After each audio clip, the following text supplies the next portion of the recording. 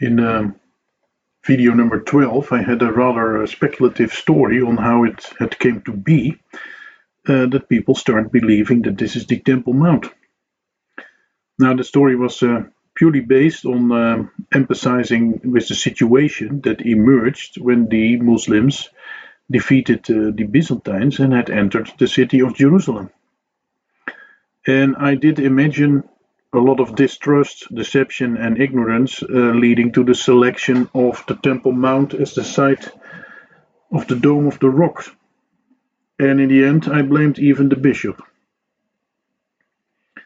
Now, in the meantime, someone informed me about a guy named Ka'ab al Ahbar, and on Jewish and Islamic sources conveying events from exactly the period I was referring to in that video number 12. That time being the days, the weeks, the months following this Muslim takeover of Jerusalem from the Byzantines. Now, in this video, I want to discuss this guy and the related quotes. And let me read me from this quote. That is from the Wikipedia page from Umar, and it's about this quote here. It is also reported in the name of some Alexandrian bishop that the rock known as the Temple Mount had been a place of ruins as far back as the time of the Empress Helena, mother of Constantine the Great, who built churches in Jerusalem. The Byzantines, he said, had deliberately left the ancient site of the temple as it was and had even thrown rubbish on it, so that a great heap of rubble formed. It was only when Umar marched into Jerusalem with an army that he asked Ka'ab al Ahbar, who was Jewish before he converted to Islam, "Where do you advise me to build a place of worship?" Ka'ab indicated the Temple Rock, now a giant heap of ruins from the Temple of Jupiter. The Jews, Ka'ab explained, had briefly won back their old capital a quarter of a century before, when the Persians overran Syria and Palestine, but they had not had the time to clear the site of the temple, for the Byzantines had recaptured the city. It was then that Umar ordered the rubbish on the rock to be removed by the Nabateans, and after 3 showers of heavy rain had cleansed the rock, he instituted prayers there. And to this day, the place is known as the Dome of the Rock. Now, that is an interesting quote. It differs from my previous speculation, but the vibe is the same, and even more hilarious as far as I'm concerned. Before we'll analyze what is being said here and what it implies, let me first say something about the source of this quote. It can be traced back to the history of al-Tabari. That is a famous ancient book on Islamic history from around 900 AD. Now, that is, of course, 200 years later, but the guy seems to quote from somebody else, and what he says is more or less corroborating the known facts. So I don't see any obvious reason to doubt what is being said here. And what he did say, well, the first thing I noticed that the Jews were, even look where it is,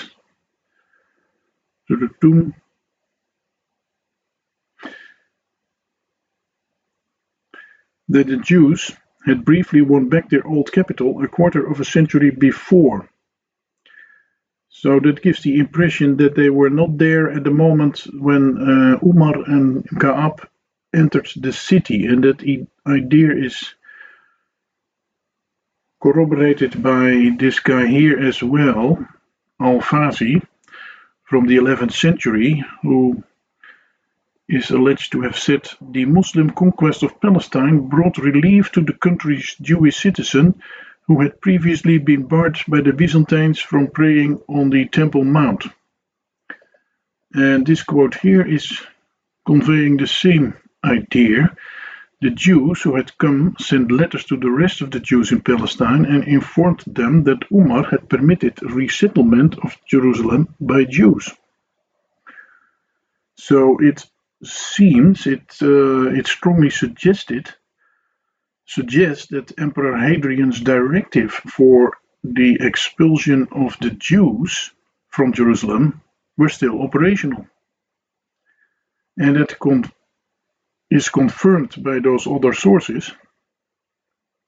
So there have only been Jews in Jerusalem on an incidental basis during more than 4 centuries, when the Jews were barred from Jerusalem. And in other words, as I said in that previous video, the details on the temple location had disappeared from the Jewish collective memories.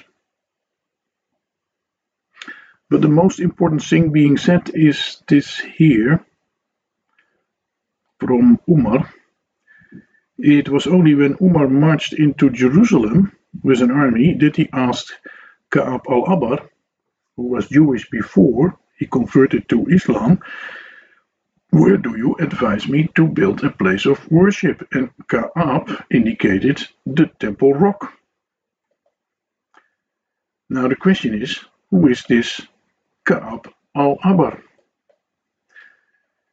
Now, according to the same sources as quoted before, so the source, the history of al-Tabari, this guy here, the Ka'ab al Ahbar, was a Jew from Yemen, 2,000 kilometers away from Jerusalem, who was a would-be rabbi who converted to Islam and went to Medina and followed in the slipstream of Umar to Jerusalem.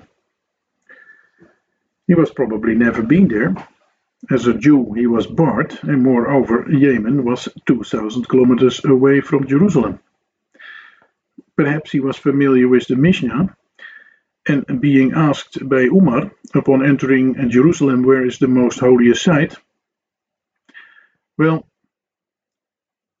Umar apparently didn't even ask the bishop, as I speculated in my previous video on this topic.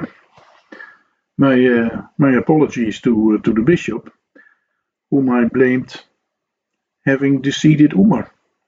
But Umar, well, he only trusted the only Jewish source available, and I fear that the distrust in Christians in general, including those in Jerusalem, was a dominant undercurrent in Umar's thinking.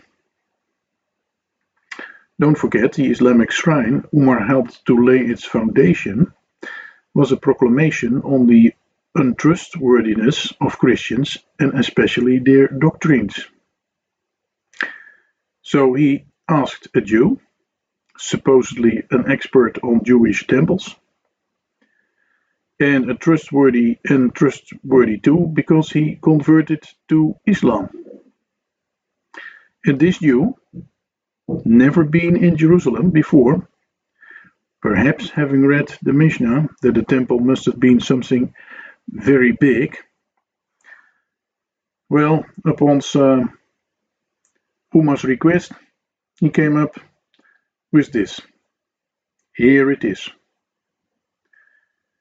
Now notice that the Umar seems to have been a little bit critical on this suggestion because the site was a mess, apparently. And okay, the Jews were, or the Christians weren't very interested in the temple location, and pigs too, and no further questions asked. But how about the Jews who were there 25 years before? Well, they didn't have time to clean up the mess. And that is something our friend Ka'ab explained. Well, if we have to explain something, it was probably necessary due to a question in that direction. And rightfully so. But the answer Ka'ab gave is a little bit strange.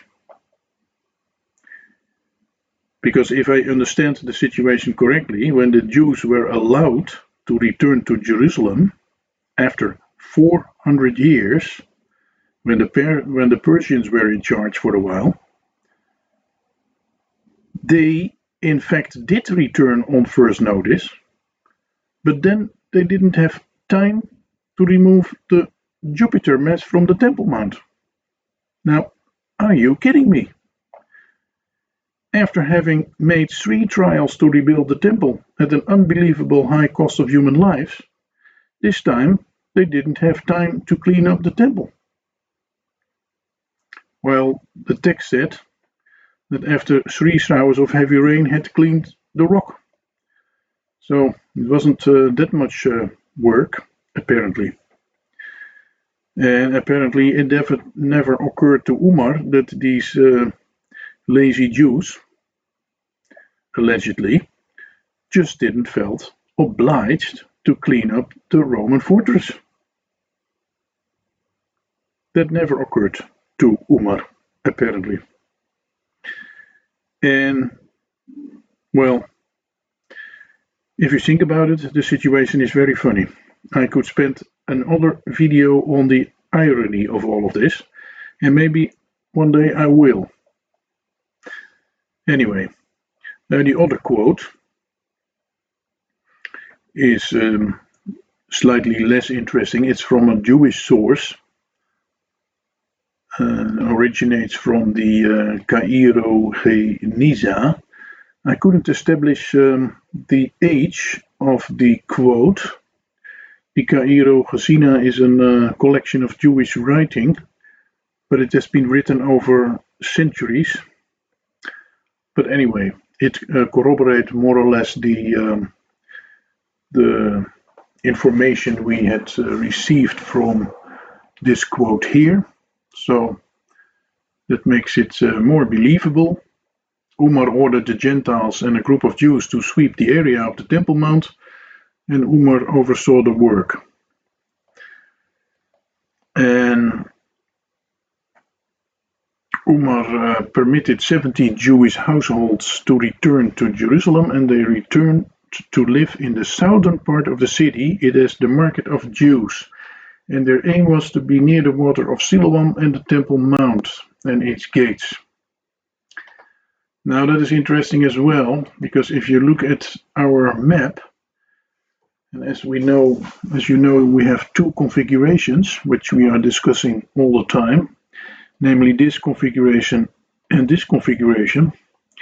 And now you can ask yourself the question, what is a better fitting configuration in order for the Jews to want to live in the southern part of the city, to be close to Siloam and the temple and its gates? Then in this case you can imagine that the southern part of the city is something like this, close to Siloam and close to the temple and its gates, while if you look at this scenario, then the temple and Siloam are already a kilometer apart from each other. So being close is relative. You can answer this question for yourself. I don't want to make too much of it, but on the eastern side of the city would have fit better in this situation, in my opinion. Anyway.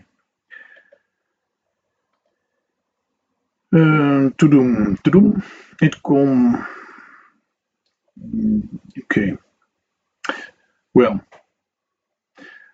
then I have one rhetorical questions left, and that is when the Jews did find out from their Christian neighbors that the Jewish temple was in fact somewhere else, and assuming that they actually did believe what those Christian neighbors were telling them, what would they have done?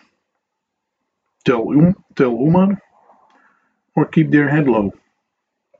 Thank you for listening.